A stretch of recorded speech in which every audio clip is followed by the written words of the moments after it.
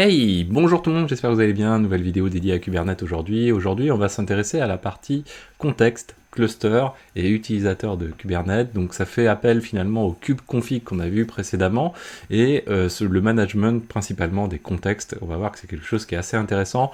On verra aussi que pour simplifier la vie au niveau de ce travail-là, il y a quand même un aspect assez important à faire avec la CLI et puis les outils qui permettent d'améliorer la CLI de Kubernetes. Mais on verra ça dans la prochaine vidéo. Alors n'hésitez pas à vous abonner pour ne pas manquer les prochaines vidéos, likez de manière à soutenir la chaîne, soutenir ces vidéos, commentez également, c'est un très très bon moyen pour soutenir ces vidéos, et puis surtout abonnez-vous, cliquez sur rejoindre si vous voulez vraiment soutenir mon travail, soutenir la chaîne, et puis également vous pouvez cliquer sur merci si vous le souhaitez.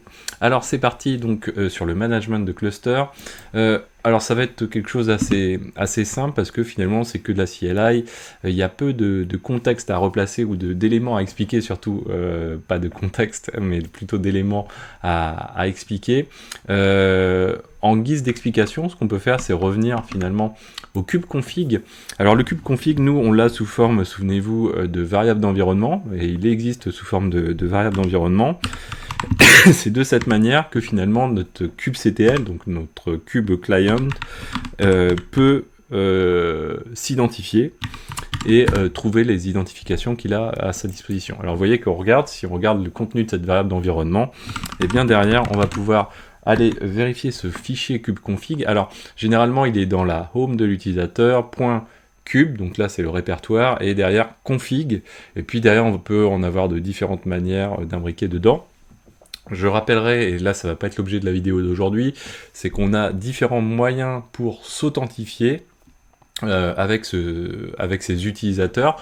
On peut utiliser, alors généralement on a assez souvent l'utilisation de certificats, comme c'est le cas d'ailleurs ici, hein, on le voit encore, certificate data client ici pour l'utilisateur, ainsi que la clé qui va avec.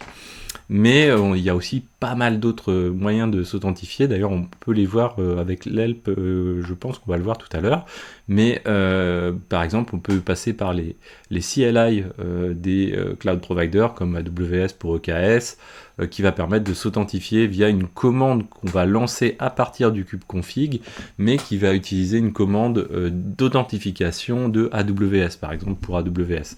Pour GKE, je crois que c'est à peu près la même chose pour Google, donc voilà, c'est quelque chose qu'on retrouve assez couramment. Alors, le kubectl, on a quand même à retenir qu'il est composé de, si je dis pas de bêtises, 3 éléments principaux. Quoi, il y en a plusieurs, et quoi, il y en a d'autres, mais on a 3 éléments principaux. Alors là, en fait, le kubectl, généralement, il n'est pas restructuré, un peu comme on a l'habitude de le voir structuré, ou de voir structurer les manifestes Kubernetes. C'est-à-dire que généralement dans les manifestes, on a l'API version, ce qu'on a ici, mais derrière on a le kind qui, vous voyez, n'est pas sur la ligne qui suit juste ensuite, mais ce kind c'est config, et puis ensuite eh bien, on va retrouver les éléments qui vont avec. Désolé.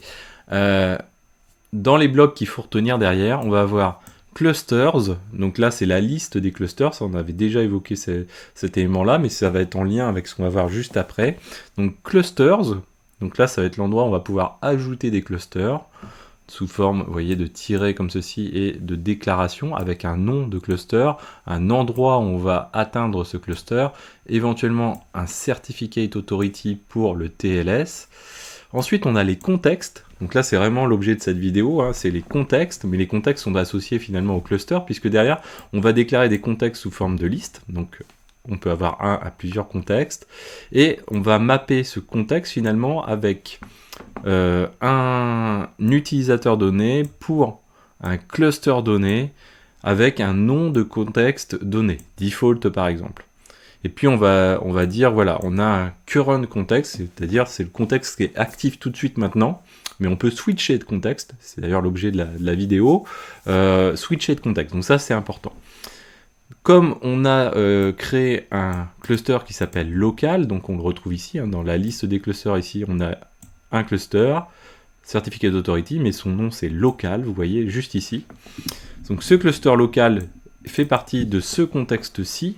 Ce contexte s'appelle default, c'est aussi notre current context, bah, c'est un petit peu normal parce que finalement on n'a qu'un contexte à l'heure actuelle, et pour utiliser ce cluster, on fait l'association à un utilisateur qui s'appelle le user by user.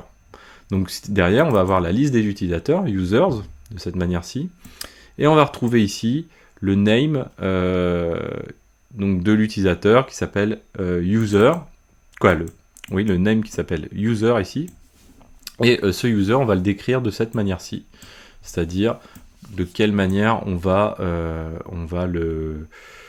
lui permettre de s'authentifier. Donc ça c'est important. Donc à retenir, en gros, si on devait se faire un schéma, c'est on rentre par un contexte. Ce contexte permet de faire l'association d'un user avec un cluster, donc un mode d'authentification sur ce cluster-là finalement, et ça définit ce contexte qui est dans notre cas de figure qui s'appelle default, qui permet d'associer un user qui s'appelle user avec le cluster local qu'on a vu juste au-dessus. Ok, alors une fois qu'on a dit ça, très bien.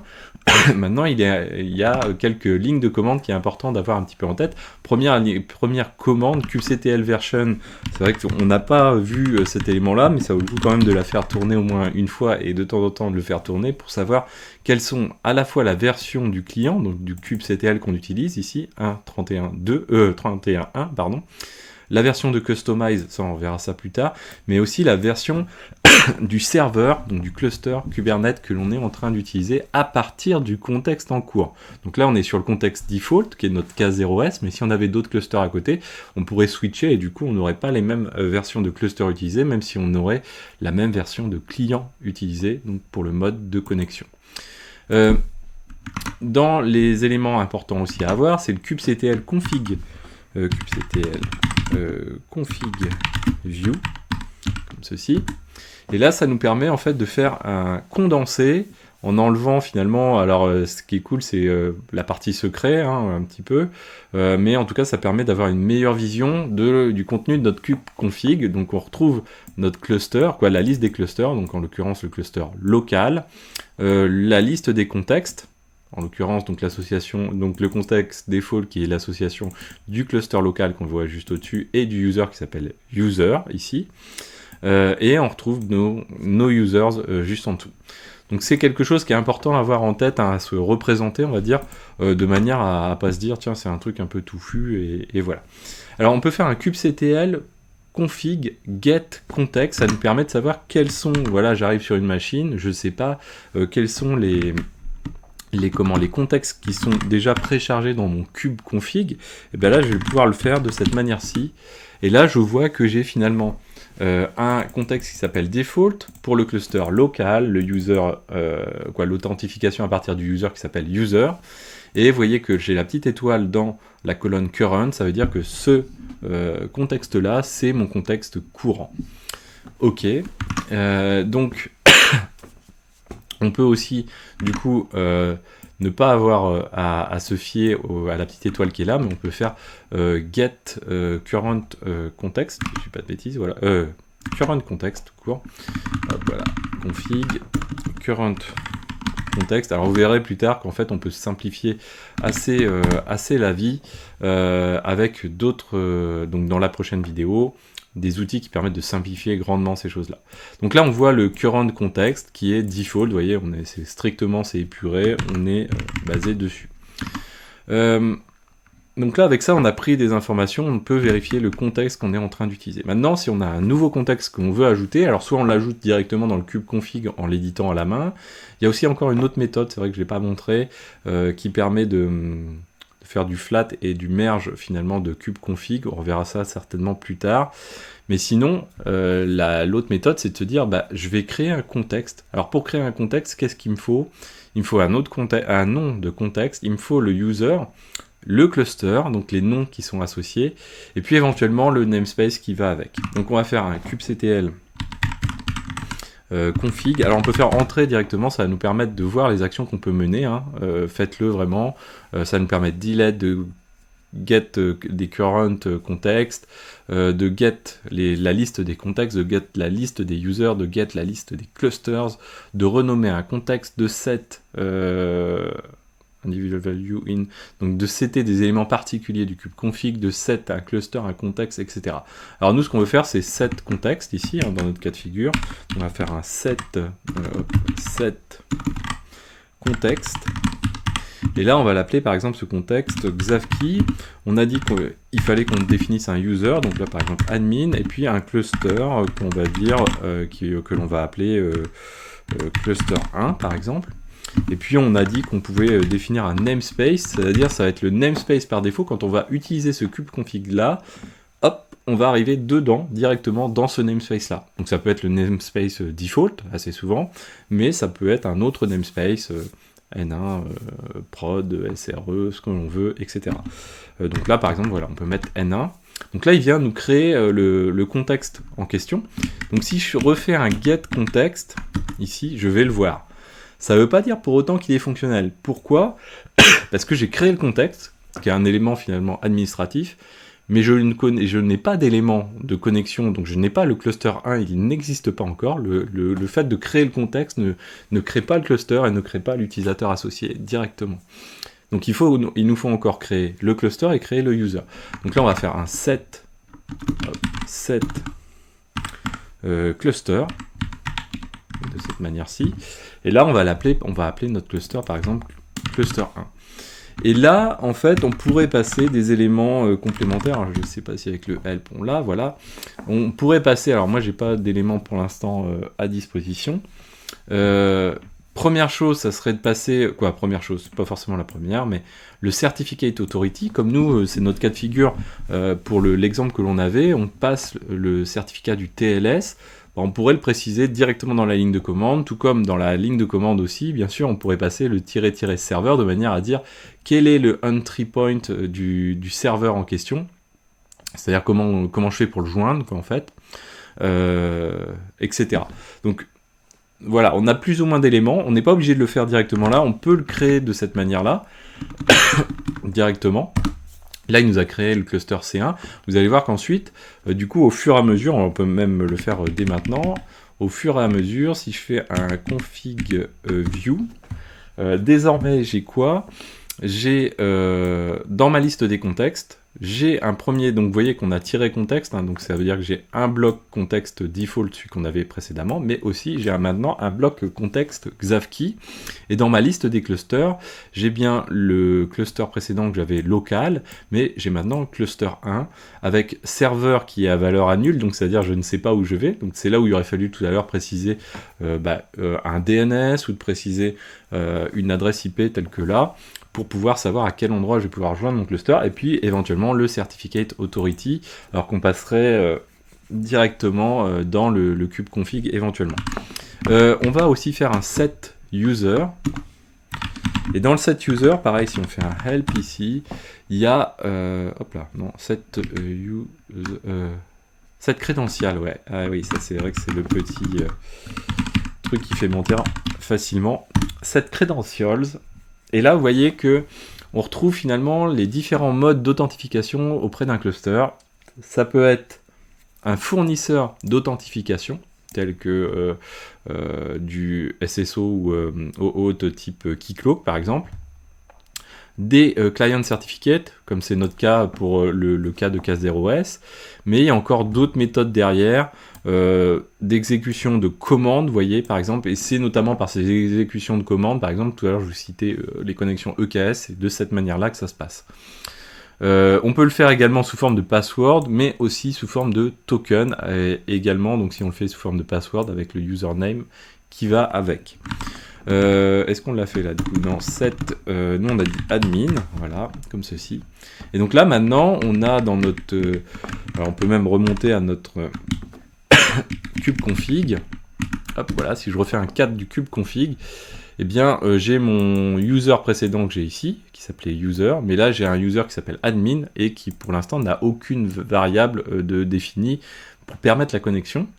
Je retrouve aussi toujours, donc c'est comme le cube config view, je retrouve également mon contexte que je viens de créer ici. et également mon cluster ici que j'ai créé. Alors le namespace, on ne l'aurait pas forcément de créer, alors ça c'est pas très grave, mais par contre à la connexion, si jamais on n'a pas créé le namespace, on va avoir une petite alerte qui va nous dire, bah écoute, ok, j'ai pu me connecter, mais j'ai pas pu me connecter au namespace N1 parce que de toute façon il n'existe pas, quoi. Mais ce serait pas très dramatique. Donc là, si je refais un cube config get context, là, vous voyez que maintenant, c'est complété. C'était déjà complété tout à l'heure, mais ces éléments-là, on les a définis. Maintenant, ensuite, hop, où est-ce qu'on en est on peut donc switcher cette fois-ci de contexte pour dire je veux utiliser le nouveau contexte en question. Donc, on va faire un use context. Et là, on va dire, bah, on veut utiliser le nouveau contexte qui s'appelle xavkey, comme ça. Alors là, je peux faire un kubectl get kubectl. Alors, je vais faire un entier. Prochaine vidéo, on voit les alias get node. Là, forcément, ça me retourne rien. Là, il essaye de contacter quelque chose, mais en fait, souvenez-vous, dans les clusters, le serveur, il est vide. Donc du coup, il sait pas quoi joindre, qui joindre et où. Il en a aucune idée. Si je fais un kubectl config get get current context. Hop là, je le cherchais mais je ne le retrouve pas. Voilà, sans le S. Comme ceci, je suis bien sur xavkey. Et là, je le retrouve aussi hein, avec la petite étoile qu'on retrouve ici. On peut revenir sur celui que l'on avait tout à l'heure en faisant toujours notre use context. C'est-à-dire set, mais non, use context. Comme ceci, oui, avec un D majuscule. Voilà, comme ceci. Toc, voilà. Et là, je suis bien revenu. D'ailleurs, je peux même faire un get node et j'ai bien les éléments qui répondent. Alors, dans les commandes aussi qu'on n'a pas vu jusqu'ici, alors on peut supprimer aussi un contexte. Tiens, voilà. Config delete contexte au singulier le contexte en question, donc celui qu'on vient juste de créer. Donc voilà, là il a été supprimé. Donc si je fais un cube config get context, je ne l'ai plus. Si je fais hop, on peut retourner dans notre voilà, dans notre cube config. Alors on a supprimé le contexte, on n'a pas supprimé les éléments associés, le user. Et on n'a pas supprimé non plus le cluster aussi. Hein. Donc il faudrait le faire également. On va regarder, là on va l'avoir, toc. On va avoir un delete user et un delete cluster. Donc on peut le faire hein, si on veut. Voilà, delete user. Donc le user on était à admin. Et on va faire un delete cluster. Et notre cluster il s'appelait, je sais plus. Notre cluster, il s'appelait pas default, non pas default, ouais, cluster 1, voilà. Donc cluster 1, comme ceci, delete cluster. Voilà. Et donc avec ça, on a fait notre ménage. Dans les éléments supplémentaires, alors pour créer un namespace, je l'ai remis, on verra ça de toute façon, mais kubectl get namespace pour lister les namespaces, kubectl create namespace, le nom du namespace que l'on veut créer. Derrière, pour switcher, quand on n'a pas d'outils ou quand on veut restreindre les choses, on pourrait créer un alias pour switcher et passer directement au comment. Alors c'est dommage, j'ai supprimé le contexte, mais c'est pas grave. On pourrait se dire, voilà, kprod, voilà, j'ai deux environnements, prod, pré-prod, je veux pas me tromper, et ce que je fais un kubectl config use context. Puis là, on peut imaginer que j'ai un cluster -prod, toc, voilà, et là je fais l'élément, donc du coup, je crée mon alias, je l'aurai dans mon bash, quoi, ça vaut mieux l'avoir dans le bash RC, mais du coup, après, je vais faire un kprod comme ceci. Alors là, il n'existe pas, hein. Mais voilà, j'aurai ma ligne de commande directement, ce qui me permet de switcher très facilement et sans me tromper d'environnement trop facilement. Alors on verra dans la prochaine vidéo qu'il y a quand même mieux que ce type de fonctionnement-là, quoi, beaucoup mieux. Des petites choses aussi qu'on n'avait pas vu jusqu'ici dans la ligne de commande, c'est par exemple kubectl get all, kubectl get all. Alors là, ça va pas être très marrant parce qu'en fait, qu'est-ce que je peux faire? Je peux créer. Est-ce que j'ai encore? Non, j'ai plus les runs. Bah si, on va faire un kubectl run. Alors maintenant, on sait le faire. Nginx par exemple. --image Nginx, comme ceci, on crée notre pod, et là si je fais un get all, le get all permet de lister tous les types d'éléments que j'ai dans mon cluster. Donc ça c'est assez pratique. Dans le même genre, si on veut afficher plusieurs choses, alors là on avait quoi? On avait des services, donc on peut faire un kubectl get pod virgule svc. Alors là ça va, ouais, si ça va donner quand même quelque chose. Je suis assez étonné. Ah ouais, donc on est dans le... Ouais, on l'a. Ok, et donc là, ça me permet d'afficher différentes ressources. Alors là, on n'a pas vu beaucoup de ressources jusqu'ici. On a vu les réplicasets et les pods. On aurait pu quand même le faire en faisant, par exemple, si je voulais afficher les deux à la fois, pour contrôler les deux, j'aurais pu faire comme ceci. Pod, réplicaset, là j'aurais eu les pods et les réplicasets. Donc là en l'occurrence j'ai pas de réplicasset donc ça va pas se voir. Dans le même genre d'opération intéressante, on n'a pas vu aussi le W.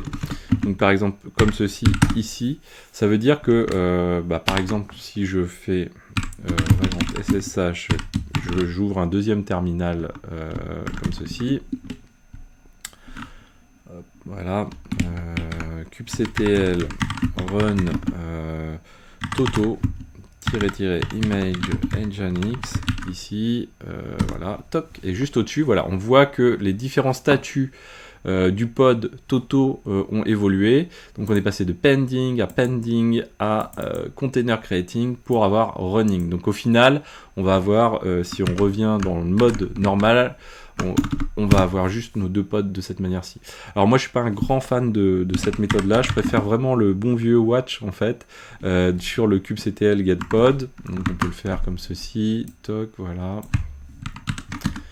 Je préfère vraiment l'avoir comme ça, et puis là je peux relancer par exemple un pod Titi, parce que je trouve que le déroulé, j'en suis pas un énorme fan quand je veux avoir une vision mergée, qu'on va dire. Là, vous voyez, on va l'avoir directement, toc, voilà, comme ceci. On va l'avoir sur une seule ligne, Titi. Je préfère comme ça. Je sais pas vous, mais moi, voilà, c'est comme ça. kubectl get component statuses aussi. Alors ça, c'est carrément autre chose. kubectl component get, alors je sais plus si c'est un tiret ou pas un tiret, non, tout est attaché, components, statuses, un truc comme ça, component statuses, ça doit être un get. Voilà, ça nous permet de savoir les composants essentiels finalement du cluster, donc le scheduler, le controller manager, le TCD, dans quel état ils sont. Donc ça aussi c'est quelque chose d'assez pratique quand on est en mode de debug un peu rapide à l'arrache, ça peut être très très pratique. Voilà, donc c'est tout pour aujourd'hui. Dans la prochaine vidéo, on va essayer de performer un peu plus avec la ligne de commande. Vous allez voir que ça va nous permettre de gagner quand même un peu de temps, y compris dans les tutos. N'hésitez pas à vous abonner si ce n'est pas déjà fait, liker aussi pour soutenir tout le travail passé sur la chaîne, commentez aussi pour soutenir tout ce travail. Cliquez sur rejoindre si vous voulez me soutenir dans ce travail pour m'aider à acheter des bouquins et du matériel. Et parlez-en autour de vous. Moi je vous dis à très bientôt sur Xavki. Ciao à tous.